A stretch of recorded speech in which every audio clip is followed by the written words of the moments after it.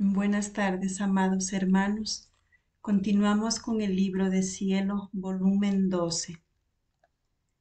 En estas lecturas vamos a ir señalando lo que más nos llame la atención y tratando de hablar algo sobre ello. Iniciamos. 16 de octubre de 1918. Predice las guerras y la suerte de varios países.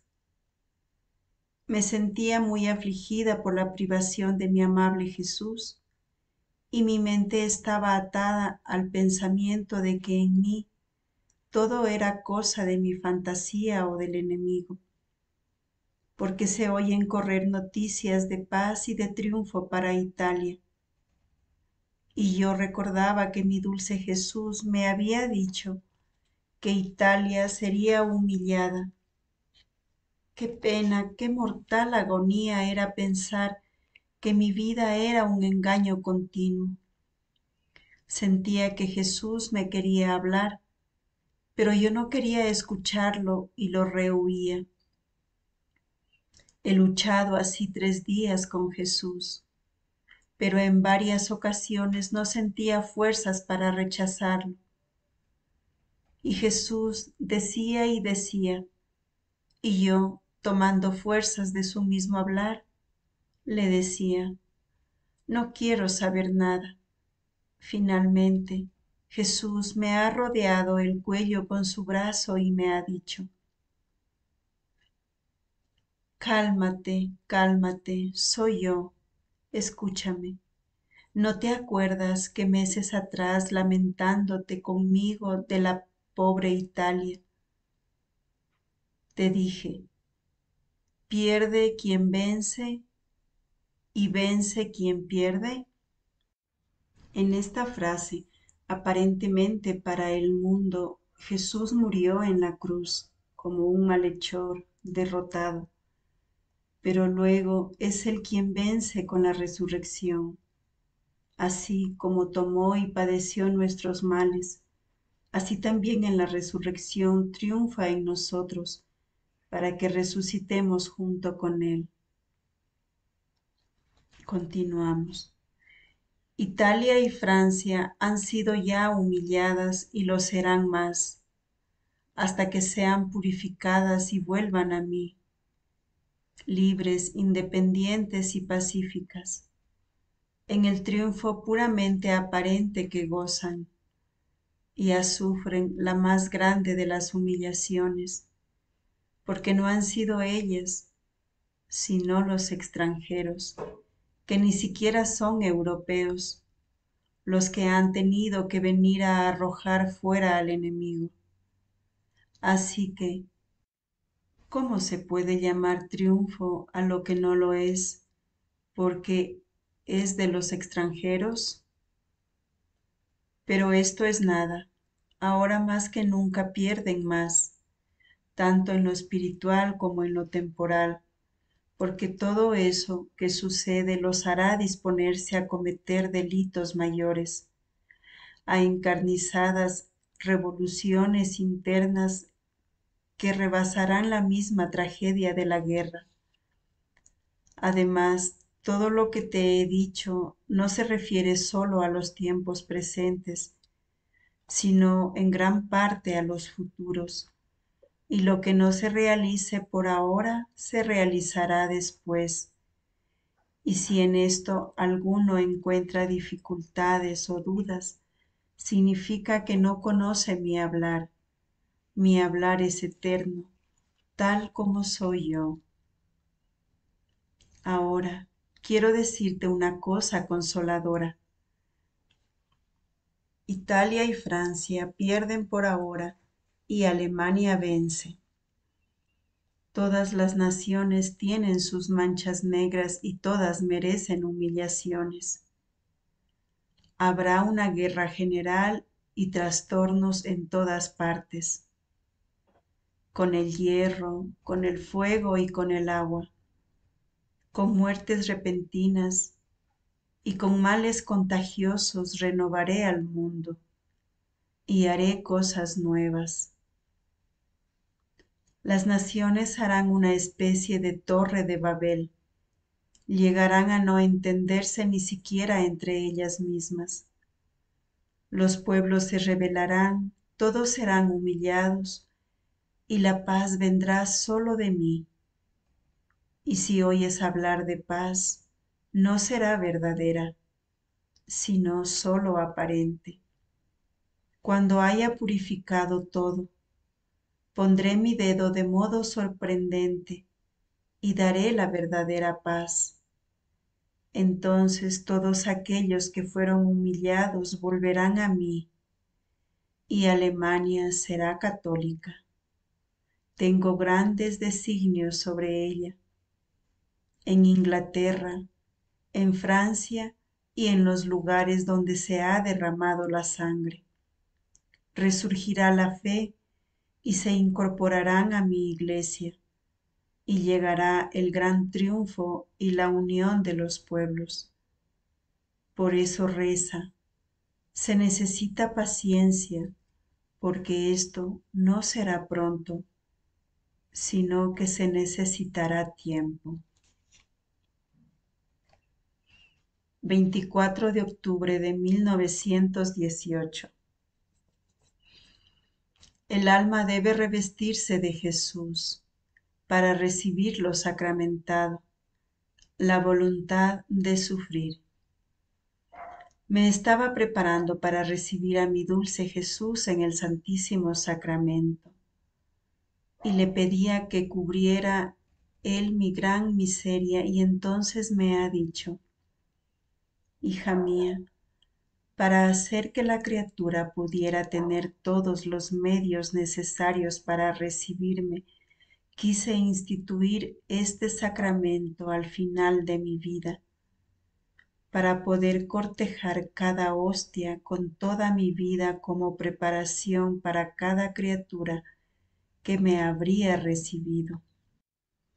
La criatura no podría recibirme si no tuviera a un Dios que la preparara y que movido por su exceso de amor por querer darse a la criatura y no pudiendo ésta recibirme, ese exceso mismo me llevara a dar toda mi vida para prepararla. Así que ponía todos mis pasos, mis obras, mi amor adelante de los suyos, y como en mí estaba también mi pasión, ponía también todas mis penas para prepararla. Así que revístete de mí, cúbrete con cada uno de mis actos y ven así a recibirme. En esta parte, ¿cómo nos revestimos de Jesús? Con la corona de espinas, con sus lágrimas, con su corazón traspasado, con sus llagas, es decir, con su santísima pasión. Continuamos. Después me he lamentado con Jesús porque ya no me hacía sufrir como antes. Entonces Él ha agregado, hija mía, yo no miro tanto el sufrir, sino la buena voluntad del alma y el amor con el que sufre. Estas dos cosas hacen que el más pequeño sufrimiento se haga grande, hacen que las pequeñeces tomen vida en el todo y adquieran gran valor, y que el no sufrir sea más fuerte que el mismo sufrir. Hasta aquí, esto sería cuando el alma llega a tal grado que le es más doloroso el no sufrir por amor a Jesús. Claro, quiere repararlo, acompañarlo y de alguna forma aliviar los sufrimientos de Jesús en el prójimo. Todo esto por la única fuerza del amor. Este amor, como de una madre que cuando su hijo sufre por una enfermedad o por cualquier situación, quisiera ella tomar su dolor y sufrirlo en vez de su hijo. sería menos doloroso para ella. Continuamos. Qué dulce violencia es para mí ver a una criatura que quiere sufrir por amor mío. ¿Qué me importa a mí que no sufra cuando veo que el no sufrir le es un clavo más doloroso que el mismo sufrir? En cambio, la no buena voluntad, las cosas forzadas y sin amor, por cuanto grandes, para mí son pequeñísimas y ni siquiera las miro. Es más, me son de peso. 7 de noviembre de 1918. El alma viviendo en la divina voluntad forma la prisión de Jesús en ella. Encontrándome en mi habitual estado, estaba diciendo a mi dulce Jesús que si quería que saliera de mi habitual estado, que como era posible que después de tanto tiempo no me contentara en esto. Y Él me ha dicho: hija mía, quien hace mi voluntad y vive en mi querer, pero no por poco tiempo, sino por un periodo de vida, me forma como una prisión en su corazón, toda ella de voluntad mía. Así que al ir haciendo mi voluntad, tratando de vivir en mi querer, va engrandeciendo los muros de esta divina y celestial prisión. Y yo, con sumo contento mío, me quedo prisionero dentro. Y como el alma me absorbe a mí, y yo la absorbo a ella en mí, de manera de formar su prisión en mí. Así que ella ha quedado prisionera en mí y yo en ella. Entonces, cuando esa alma quiere alguna cosa, yo le digo: tú has hecho siempre mi voluntad. Es justo que yo algunas veces haga la tuya. Y mucho más, pues viviendo esta alma de mi voluntad, lo que quiere puede ser fruto y deseo de mi misma voluntad que vive en ella. Por eso, no te preocupes. Cuando sea necesario, yo haré tu voluntad. 15 de noviembre de 1918. Para vivir no a expensas de la propia santidad, sino a expensas de la santidad misma de Jesús. Estaba pensando, ¿qué será mejor? Pensar y ocuparse en santificarse a sí misma, o bien ocuparse ante Jesús en repararlo y a cualquier costo tratar junto con Él de salvar almas. Y el bendito Jesús me ha dicho: hija mía, quien piensa solo en repararme y en salvar almas, vive a expensas de mi santidad. Y viendo yo que el alma no quiere otra cosa que repararme, y que haciendo eco a mi ardiente latido me pide más almas, yo veo en ella las características de mi humanidad, y lleno de amor por ella, la hago vivir a expensas de mi santidad, de mis deseos, de mi amor, a expensas de mi fortaleza, de mi sangre, de mis llagas, etc. Puedo decir que pongo a su disposición mi santidad, sabiendo que no quiere otra cosa sino lo que quiero yo. En cambio, quien piensa en santificarse solo a sí misma, vive a expensas de su santidad, de su fuerza, de su amor. Oh, cómo crecerá miserable, sentirá el peso de su miseria y vivirá en continua lucha consigo misma.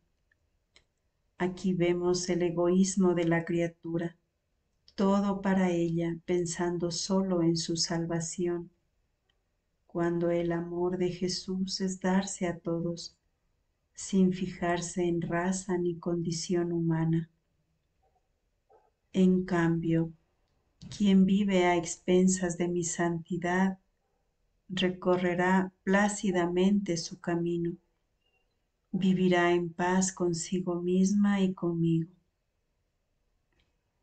Yo le vigilaré los pensamientos y cada fibra de su corazón, y seré celoso de que ni una sola fibra deje de pedirme almas, y de que su ser deje de estar continuamente derramándose en mí para repararme.